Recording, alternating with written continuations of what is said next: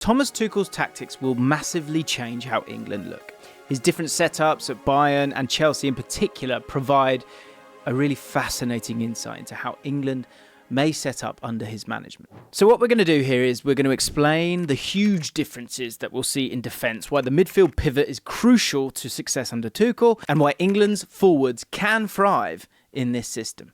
Tuchel has never been knocked out during the group stage of the Champions League, reaching 2 semi-finals, 1 final, and of course, winning it with Chelsea in 2021. And his cup competition win ratio as a manager is phenomenal, 73%, which, as you can see from our post on X, is second behind Pep Guardiola. Make sure you use the link in the description to follow JLAFC on all platforms, and you can get yourself involved as well with our Twitter spaces. He is a master tactician. He can make in-game adjustments to give his side the edge, something that was thrown at Southgate. He's also, and I think this is a strength, right? He is pragmatic enough to see out games in knockout football, and an exciting character as well, who already has a good rapport with English media. You can see that he does ooze charm. He's got that little twinkle behind the eyes, and I think we saw that at Chelsea as well. But importantly, how will the team look? Well, let's work our way through it, shall we? So Tuchel does want his goalkeeper to be involved in some capacity during the first phase of build-up, and you can see this from both his time at Bayern and at Chelsea. But it's depending on his goalkeeping personnel, and in particular the passing range that they have. That's what's going to determine the types of passes that they play during this phase. And this is really important because it allows the centre-backs to split and create space. Here's 2 examples from Chelsea, his time at Chelsea. And you can see on both occasions, they will split and turn and allow the goalkeeper to be a part of a back 3 initially. 1, 2 passing options, those 2 centre-backs really splitting. We see the exact same again here. Split, but actually, importantly, it turns it into a back 3 in that build-up phase. With Edouard Mendy, he's not got the quality to make those rangy passes that someone like Neuer can do. So Tuchel adapted to that, and it would have been much shorter passes to the 2 centre-backs that have split. Therefore, a lot of teams play with 1 up top. And yes, if you do press, then you might have to go long. But if he can, in the build-up phase, get the ball to either of those 2, he will absolutely do that. Whereas someone like Manuel Neuer would do something a little bit different, where he would look to play clip passes maybe to the fullback instead, or even he's brave enough to zip it into his midfielders. Happy to break those lines and hit those players because he's got that quality. So to understand who would be the right goalkeeper, I think we need to discuss the rest of the defence and how that could look as well. Obviously, Pickford has been the main man for a long time, and I wouldn't be surprised if that continued. But Tuchel might, if he's got the option to have someone who's better with their feet, but can make saves as well, then he might look to make that spin, and it might be one where it's a competition once again. Of course, it hasn't been for a long time. So this is Tuchel's Bayern side, and what you can see, as we spoke about before, was that back 3 now in build-up, Manuel Neuer getting involved in that, and then after that, it's about those fullbacks. Now, the fullbacks are in an interesting position because they're very wide, but they're not actually that high. And this is when it comes to a back 4. Back 5 is a little bit different. So when we talk about that 3, you're then going to have a 4 in line with that double pivot quite close together. We'll talk about the reason for that in just a second. And the other fullback there. Looking to create as much width as possible to allow for the central defenders to be able to have a few different options when it comes to their passes. And you can see that. So Manuel Neuer will inevitably play that pass to one of those centre-backs. And the progressive passing is very important here. So that centre-back will get the ball. They'll be able to play the ball up to the fullback, and that might be one way to get around the press. Can you play a bounce pass into your pivot with, of course, the fullback maybe moving on as well? Can you progress a little bit and then punch a player into one of your midfielders or forwards that are advanced?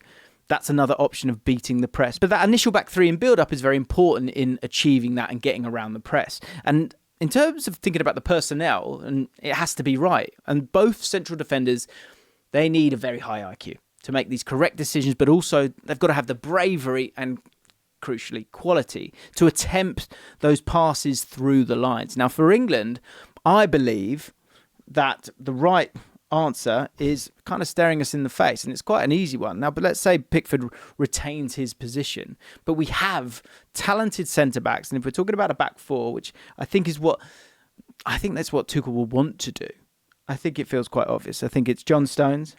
And I think it's up for grabs to a point, but I think the quality of Colwill will probably shine through. Gay as a third option is a cracking option. We'll come back to him as well. But when we're talking about Bayern and what they were able to do, Eric Dyer and Kim Min-jae were two of Bayern's most used central defenders in the last campaign under Tuchel. And Dyer is averaging 83.3 passes per 90, whilst Kim Min-jae averaged 94.1 passes attempted per 90. That is a lot. Dyer also made 3.32 progressive passes per 90, whilst Kim Min-jae made 5.41, which highlights the need for those central defenders to be able to be comfortable on the ball and happy to sort of punch those passes into those midfielders. And essentially, they're going to be tasked with orchestrating the play and looking to play through that first line of pressure. Now, of course, it's important to address that Tuchel could opt for that back three like he did at Chelsea, which would see slightly different roles for the back line. And that would see someone like Gay come in, I think. I think that would be quite an easy one. And then these guys would split that little bit. And then the fullbacks that we were talking about a little bit earlier on, they would play much higher instead of this lower initial moment when you had the back four. And I can show you exactly what I'm talking about right here. This is Chelsea when they've played that back three, and as you can see, you've got the back three there, and essentially those sort of side centre backs are providing that width as much as possible, but the wing backs,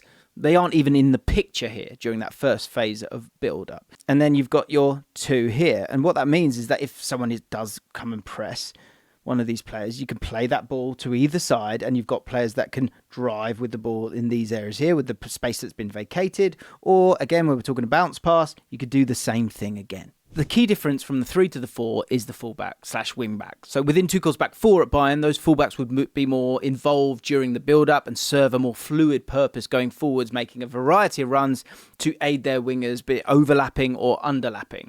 Whereas in a back five, those wing backs, if you think back to Chelsea, you think Reece James and you think Chilwell.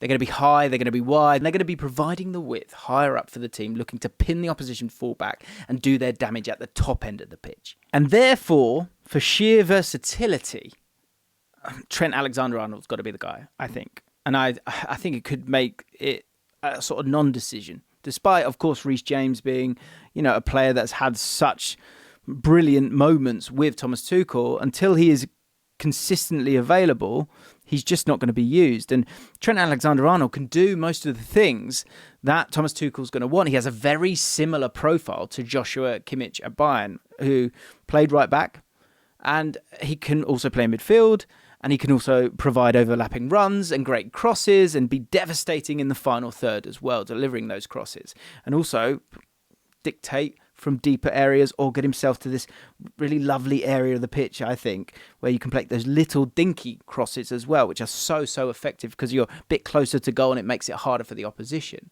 On the opposite side, I think, of course, Luke Shaw is an option, right? But I think, again, it's another one where he's regularly unfit, and so maybe you need to move forward with someone else. And I think, look, Luke Shaw, if he is fit, is perfect for this, but I think another maybe vague shout could be Lewis Hall of Newcastle. He actually made his debut for Chelsea under Tuchel, playing as a left back/left wing back. And with England's current issues at left back, I think he could offer a solution that perfectly suits Tuchel's desires. But how would the midfield look under Tuchel? Well, going back to that first phase, that first build-up shape, the two deeper midfielders, let me just circle them for you here and here, they have to take up those central zones to help progress the play, like most centre midfielders do, offering passing options for the centre-backs and full-backs. But it's the role of these players along with the number 10 that makes everything tick for Tuchel's machine. And it opens gaps like this for Harry Kane to drop in and receive the ball. But we'll get to that in just a minute, because the two deeper midfielders, they have to be adept at receiving the ball with their back to play. They need the IQ and intelligence to keep things just ticking over, to create those little openings of space for others, but also the ability to defend those central areas when the ball is lost. Now for Bayern, this was often Pavlovic, the more reserved of the duo, looking to break up play, keep things ticking along, and there's plenty of short passes that he was offering to sort of have that be that consistent option in that deep central area. And his partner was often Leon Goretzka, more of a box-to-box midfielder. He would usually move into a higher position, so you'd have Pavlovic dropping in to help recycle. As I said, he'd be about key passes, getting shots off, attacking the box while still being ready to break up play in transition with his physicality and his work rate. So when it comes to England, I think we have two players that fit this mould perfectly. I think you've got Declan Rice, who probably has a little bit more defensively, certainly does, I think, than Pavlovic. But he will get on the ball, he will show for the ball, he will be calm with the ball. I think he offers that Pavlovic defensive presence in the middle of the park, but with that added bit of ability to drive with the ball as well. But I think overall he's happy to circulate play with short passes, and I think that's an area of his game that is continuing to develop. I think Adam Wharton is a good option in there as well, but I think you've got to find a place for Declan Rice in this team. Also, I think there's an opportunity to dovetail somewhat. It doesn't have to be exactly like for like from what we've seen previously. And I think the pair of Declan Rice and Jude Bellingham, something that I think a lot of people were kind of screaming for in the summer at times. I know I was, because I think he has that unbelievable ability. I just think if anyone was up against Rice and Bellingham, you would just be mortified, because they have everything. Now, Bellingham can be that box-to-box midfielder. I think he can contribute to all phases of play. And I think him having that license to go, but I think we can go back to basics here. And I think Tuchel will allow that for them as well. Is that, a simple rule of Declan Rice says to Bellingham, if you see me in front of you, stay. And if you see me in front of you, stay. And I think that's something that Bellingham would naturally do. I also think he would be comfortable in terms of moving up and then picking up the ball in those half spaces with his back to goal higher up the pitch to then affect the game. And also, crucially, I think both of them off the ball, I think would help defend in transition brilliantly. The pair are all action. So I think you'd get all action from both of those without losing the central areas, because both can do so much from a defensive standpoint as well, even in defensive transition in those central areas. But I think Tuchel will allow that intelligence to thrive and allow them to take opportunities when they see them. And so now we've got that sorted, that brings us to a very difficult position. The number 10 position. Now, we already have Bellingham out of the way in a deeper position, so that makes this ever so slightly easier. However, there is still a small matter of two ridiculously talented footballers, of which there is only really room for one. And I am, of course, talking about Phil Foden and Cole Palmer. Now, both are extremely qualified to do the exact role that Tuchel would require of them, with their primary responsibility being to receive the ball in these pockets of space here. And you can see exactly, I mean, look, the off-the-ball movement would also be specifically really important due to the role of Harry Kane. And this is something that we saw develop nicely, really nicely, with Jamal Musiala when he found himself in that number 10 position. But also Thomas Müller, who you can see here, looking over his shoulder. Let me just zoom in on him so you can see exactly that. Finding that pocket of space, checking his shoulder, and then being able to receive the ball. And because of the narrowness of the two midfielders, there's this lovely passing lane for them to be able to break through that first line of pressure. And in order for the number 10 to find these passing gates, sort of getting through those spaces, those little gaps between the lines, that midfield pivot has to stay as narrow as possible, because it sucks in the midfielders to them to, as I say, create that passing lane. And it's the intelligence of these deeper pivot players and the number 10 which allow Bayern to consistently break through that first line of pressure, because most teams that played against them, of course, were looking to stop them, which is something that we will see with England. Here's another example of Müller doing great things, kind of hiding behind the midfielder initially, but then peeling off to the side here to allow himself to pick up the ball. And when we talk about that line, let me just show you exactly what I mean.